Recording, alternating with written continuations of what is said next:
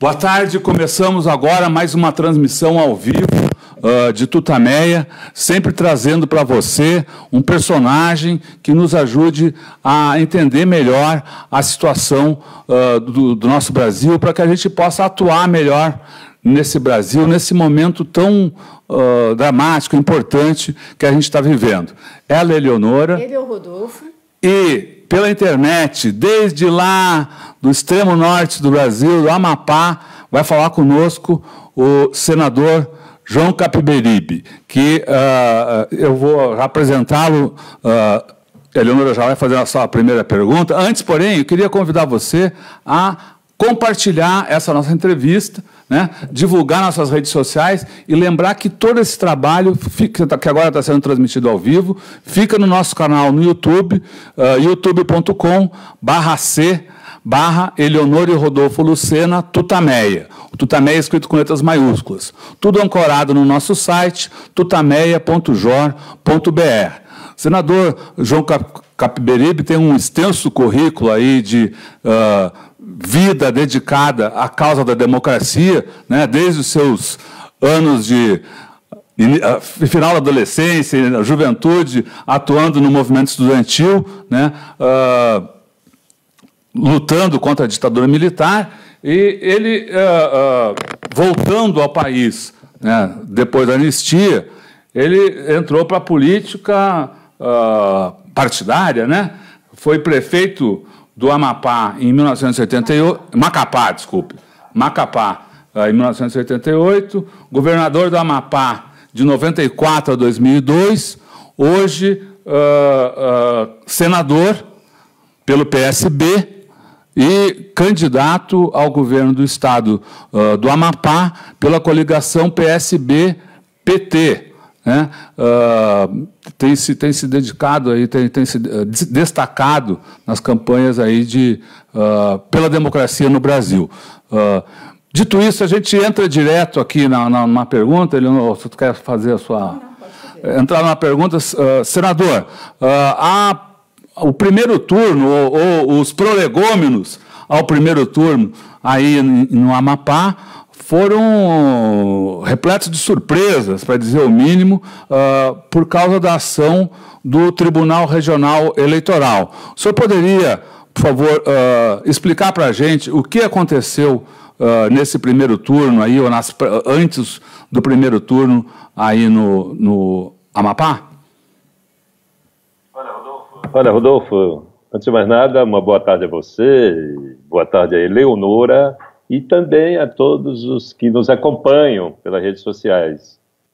Olha, o que nos aconteceu aqui é algo absolutamente inusitado, não é? Eu vou tratar de explicar, não é, o que de fato aconteceu. Nós fechamos uma coligação com o Partido dos Trabalhadores, não é? E o Partido dos Trabalhadores tinha uma pendência, né, com a Justiça Eleitoral. E aí, na sexta-feira passada, o Tribunal Superior Eleitoral confirmou uma decisão do Tribunal Regional Eleitoral do Amapá, que mandou separar, excluir o PT da nossa coligação. Muito bem. No sábado, nós apresentamos no TRE uma proposta de mudança do vice e dos suplentes na nossa chapa majoritária.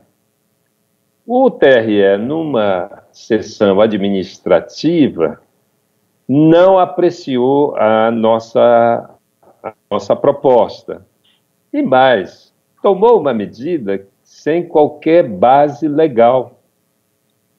Declarou a nulidade dos nossos votos na véspera da eleição, deixando a sociedade atônita, e principalmente meus eleitores, que repentinamente perderam os seus candidatos. Não só eu, mas também como Janete, que era candidata ao Senado. Veja, nós lideramos todas as pesquisas. As últimas pesquisas me colocavam com 10, 12 pontos na frente do segundo colocado.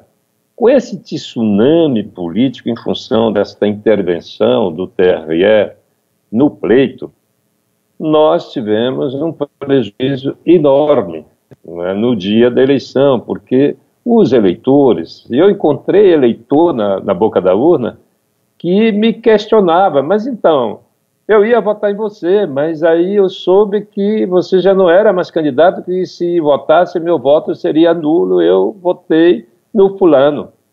E nós temos uma grande quantidade de votos.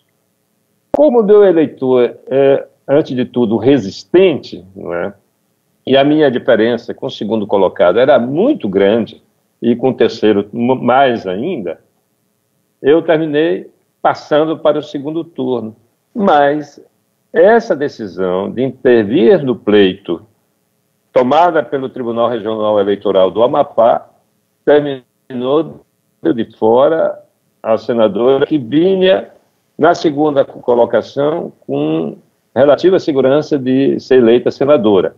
A diferença entre ela e o terceiro colocado era de 7%, não é, dos votos.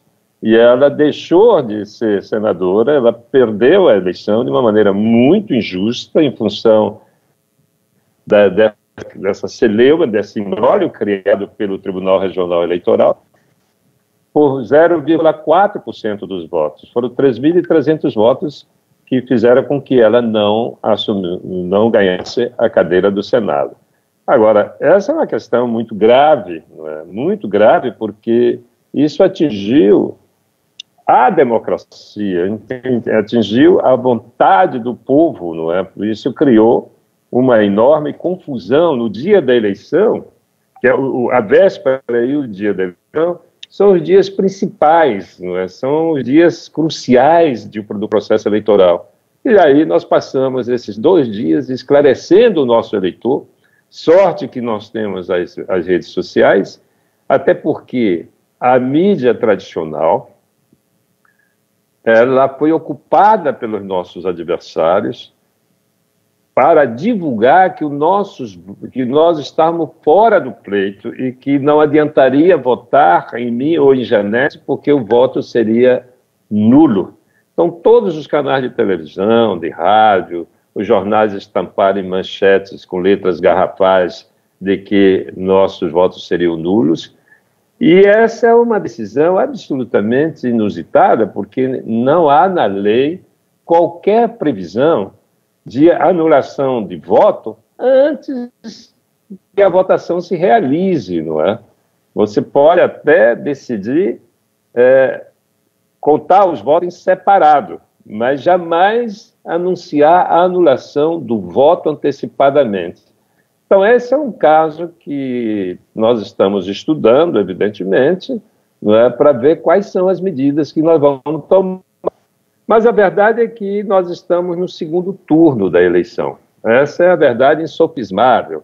E com uma diferença bem pequena, porque eu vinha liderando, né, todo o processo eleitoral e nós temos uma aliança popular muito forte, não é? Eu não tenho essa cadeia de intermediação do voto, não é? Meu contato é direto com o povo e fizemos uma campanha muito emocionante, com uma ampla participação popular, mas ainda assim perdemos em torno de 10% dos votos em função desta intervenção no processo eleitoral de sábado e domingo, patrocinado pelo TRE, o que é profundamente lamentável. Senador, e quais são os interesses por trás de tudo que está acontecendo aí, e como o senhor disse, vai contrário aos interesses do eleitor, né? O que está por trás dessa história? Há indícios de que, veja, foram 3 partidos que estiveram na mesma situação, o PT, o PPS e o PSL. Esses 3 partidos tiveram problema com as prestações de contas.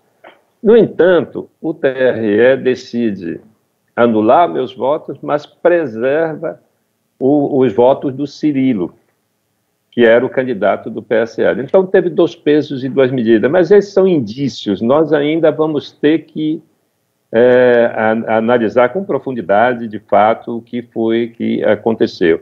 A verdade é que se desconfia que um candidato terminou sendo muito beneficiado com essa atitude do TRE, mas isso ainda está sob investigação. Nós estamos analisando os dados para ver quais são as medidas que nós vamos tomar.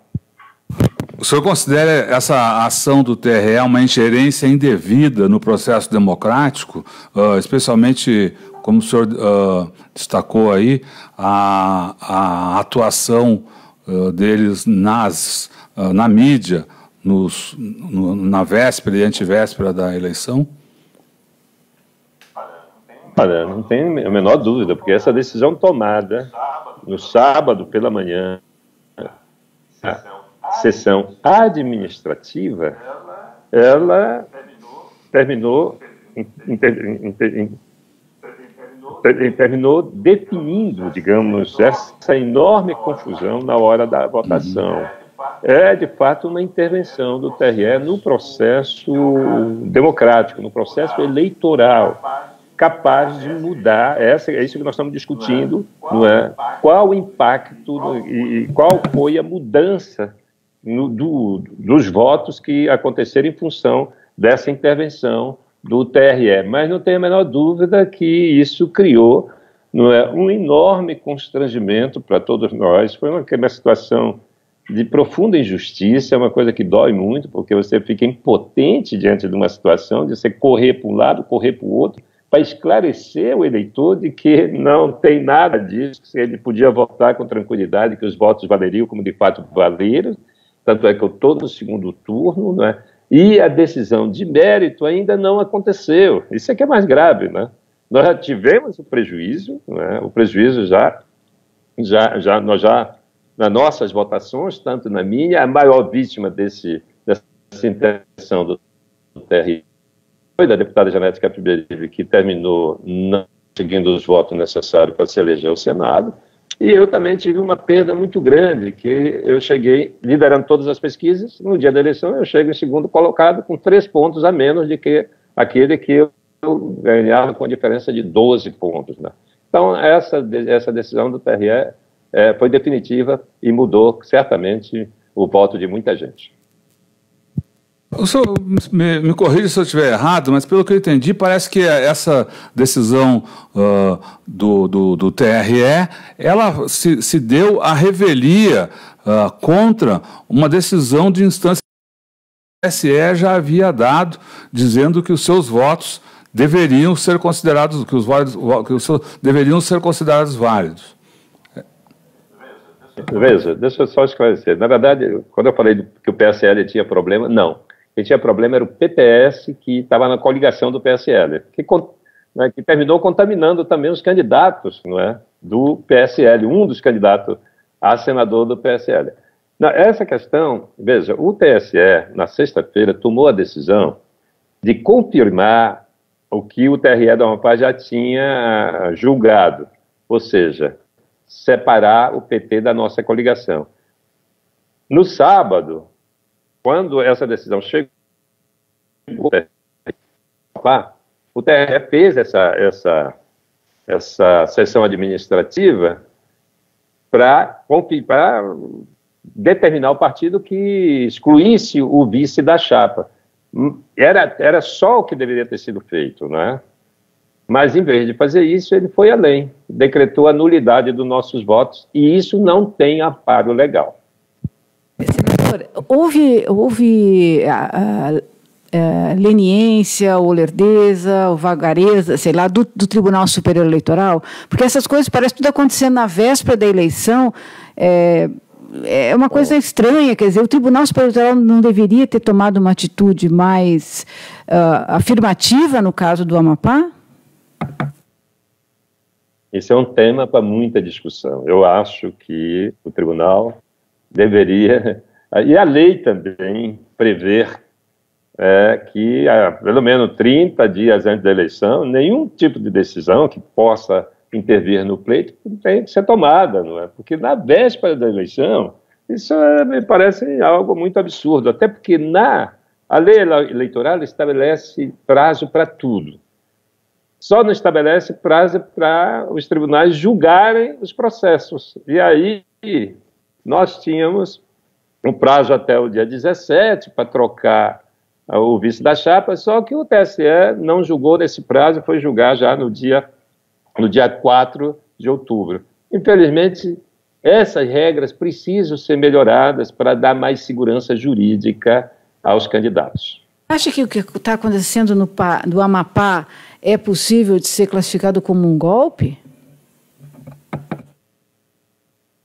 Olha, nós ainda não temos muito claro o que de fato aconteceu, o que está por trás dessa decisão. Ainda não temos, a gente precisa apurar melhor para que a gente possa tomar as providências devidas. Nós estamos muito atentos, analisando todos os fatores, levantando todas as informações dos impactos produzidos por essa decisão do TRE, nas redes sociais, toda a campanha contrária a nossas candidaturas que ocorreram no sábado e no domingo, e aí, no final, é que a gente vai poder definir o que de fato aconteceu. Caso de cogitar uma nova eleição no Amapá? Olha, os advogados estão analisando, inclusive, essa possibilidade, não é? Principalmente no caso do Senado, não é? Mas ainda não temos convicção formada a respeito, nem os advogados também. Há indícios claros de intervenção dessa decisão na decisão do povo do Amapá. Essa decisão do TRE impactou, não é, o eleitorado no dia da eleição. Isso aí está bastante claro, mas ainda falta muitos elementos para que se forme um juízo de valor definitivo. Em relação aos votos para presidente da República, essa decisão não interfere, não é isso? Não afeta, não afeta de maneira nenhuma. E falando da eleição presidencial, como é que o senhor está vendo o quadro nacional? Olha, com muita preocupação, né? Principalmente depois do resultado, né, da eleição por Congresso Nacional. O resultado é muito preocupante. Na nova composição do Congresso, da Câmara e do Senado, é muito preocupante. Eu tinha alertado lá atrás, eu alertei em vários momentos da tribuna do Senado, que esse acirramento, não é, essa polarização política, levaria a uma situação de deterioração e de descrédito da sociedade brasileira nas suas instituições e principalmente na política, né? E o resultado está aí. Nós temos gente que se elegeu, não é, que me preocupa, né, no Senado e na Câmara, não é? E eu estava conversando ontem lá no plenário do Senado, vários senadores da política tradicional, conservadores, homens de direita, mas de direita liberal, não é, estavam assustados com o resultado da eleição. E eu falei a eles, eu digo, olha, eu alertei daquela tribuna, não se tira uma presidência da República através de um golpe institucional. Eu tinha toda, digamos, a liberdade de falar, porque eu era da oposição à presidente Dilma, né? Só que na hora do impeachment eu vi que não estava atingindo a presidente, mas estava atingindo, né, ferindo a democracia. E aí eu me coloquei em defesa da democracia e, portanto, me sinto com muita liberdade, com muita autoridade para falar de que o impeachment tem tudo a ver com esses resultados eleitorais preocupantes que nós estamos vendo. Eu acho que a esquerda cometeu graves erros, não tem a menor dúvida, nós não podemos jogar a sujeira para debaixo do tapete, a gente tem que fazer autocrítica, não é, para a gente poder sair adiante, não é? Mas o país está mergulhando. Eu acho que o resultado, pelo menos o resultado do parlamento, não é, da votação, da eleição desse novo parlamento, é muito preocupante, né, para o futuro do nosso país. No caso da eleição presidencial, a candidatura a Fernando Haddad está considerando que consegue, que tem, apesar de que é um quadro complicado, mas que é muito possível reverter, ainda mais com a ampliação do arco de alianças que está sendo feita nesse momento, né? Outros partidos, inclusive o PSB, também já fez um comunicado a esse respeito. Vários outros partidos e forças políticas têm manifestado seu apoio aí a essa construção dessa que seria, sei lá, uma frente democrática. Olha, o PSB já se manifestou, não é, em apoio à candidatura de Fernando Haddad. Não é? Fizemos uma reunião da executiva, essa decisão foi tomada. Não é? Acho que os partidos do campo, né, de centro-direita, liberal, vão apoiar Fernando Haddad, não é? De centro-esquerda, tem tudo para ampliar o arco de aliança. E tem mais uma questão que me parece muito definitiva, é que esse é o momento em que os dois candidatos terão a oportunidade de apresentar as suas propostas, as suas concepções de vidas, as suas relações com a sociedade vão emergir ao longo dessas quase 3 semanas que restam até a eleição. E eu acho que vai ser muito interessante esse processo. Eu estou, assim, muito, eu diria, otimista de que a sociedade brasileira vai entender o que está em jogo. Os debates vão acontecer. Eu espero que os dois candidatos compareçam ao debate, porque é no debate que a gente tem a oportunidade de mergulhar na alma dos candidatos, e além do discurso dos candidatos. Não é? Então, a sociedade brasileira merece, sim, essa oportunidade de analisar as duas ideias, que são ideias muito opostas, não é? E para poder decidir. Eu estou muito confiante que nós vamos ter uma sábia decisão do povo brasileiro no final desse processo. Falou, a sociedade vai ter condição de perceber o que está em jogo. E o senhor poderia falar do que está em jogo? E eu gostaria que o senhor comentasse, por conta de sua trajetória na história da política brasileira, se o senhor compara esse momento a algum outro. O que está em jogo e esse momento pode ter alguma comparação com o passado? Do ponto de vista da política, não é? Esse é um momento único na vida da sociedade brasileira. A sociedade brasileira é uma sociedade conservadora, não é? O Brasil é um país que foi organizado por uma elite, não é? Ao longo de toda a sua história, com uma enorme exclusão. A brasileira se fundamenta na exclusão social, na destruição ambiental e na dependência externa. E esses são os fatores que fundamentam, não é, a formação do povo brasileiro. E eu acho que esse momento revelou aquilo que a gente já sabia. A direita brasileira, ela sempre foi muito forte, mas ela não tinha cara. Não é? Hoje não. A direita tem uma cara, não é, que está aí colocada e disputando uma eleição. Eu acho que esse é o ponto que diverge de todos os outros momentos. As elites mais conservadoras dominaram a cena política brasileira e sempre travaram os processos democráticos. Agora, nesse momento, nós estamos numa disputa democrática entre setores de direita extremamente conservadores, beirando ao fascismo, e uma centro-esquerda, não é, mais democrática e mais liberal. Então, esse vai ser o confronto, não é, dessa eleição. E isso muda completamente o Brasil dos próximos anos. O que está em jogo é a democracia no país? O que o senhor colocaria como principal questão em jogo nesse momento? Eu estive exatamente pensando isso, né? Ontem eu estava refletindo sobre a decisão do povo americano de colocar o Bush, não é, na presidência do país. Só que a democracia americana é uma democracia muito sólida, né? A nossa é uma democracia que ainda está engatinhando. Eu realmente me preocupo com o futuro, com o resultado dessas eleições e essa polarização no futuro. Como estão os seus planos para a campanha aí para o segundo turno? Olha, eu tenho uma sólida aliança com o povo, né? E isso vai continuar.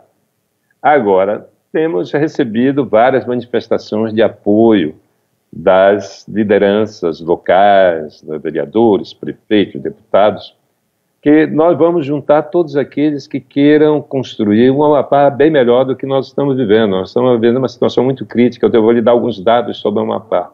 O Amapá tem 21% de desempregados. Enquanto o Brasil tem 12%, o Amapá tem 21% de desempregados. Nós somos hoje, desgraçadamente, o Estado brasileiro com maior taxa de mortalidade infantil, né? Nós temos uma economia em recessão total, a nossa economia encolhe a 5% ao ano. Então, uma situação muito dramática e eu estou juntando forças para a gente superar a crise a partir do ano que vem, caso eleito governador. Senador, a gente acompanhou a caravana do presidente Lula pelo Sul e vimos a sua participação naquele comício lá em Curitiba, o comício em que se juntaram as forças democráticas contra os ataques fascistas à caravana do presidente Lula. O senhor, qual é a importância do presidente Lula para essa campanha como um todo e para o processo democrático brasileiro? Olha, o presidente Lula é uma das lideranças mais importantes da história do país, não é? E que vive um momento muito dramático, não é? Muito dramático da sua existência pessoal e também da sociedade brasileira. A contribuição dele é enorme, todo mundo, ninguém nega, até os adversários reconhecem isso, não é? E aquele momento era um momento de solidariedade, e eu fui lá como democrata, que sou, como lutador social, manifestar o meu apoio, a minha solidariedade ao presidente Lula. Mas olha, eu estou com um problema aqui. É que eu estou com uma outra entrevista já. Não, tudo bem. E aí eu preciso. Ok, tá bom. Então vamos caminhando para o encerramento. Eu só pediria, se o senhor quer dar uma sua mensagem final, então, para os internautas que nos ouvem, para os brasileiros, para o povo do Amapá. Olha, eu diria que a gente precisa, nessas alturas da minha vida, mais do que nunca, eu diria que a gente precisa acreditar no nosso país, acreditar no nosso povo, acreditar que nós vamos sair dessa crise política, que nós vamos eleger aquilo que é de melhor para o nosso país. O momento é de escolha, o momento é de construir novos caminhos, não é? E o Brasil vai se sair dessa crise, eu tenho certeza. E eu vou continuar dando a minha contribuição, minha modesta contribuição, meu pingo d'água no oceano, não é? Dessas grandes dificuldades que o país está vivendo. Eu espero, sinceramente, que a gente, nesse segundo turno, consiga fazer com que o Brasil recupere, saia dessa crise brutal, não é? E renove as esperanças do povo brasileiro. É isso aí. Muito obrigado. Um grande abraço. Muito obrigada, senador. Obrigado.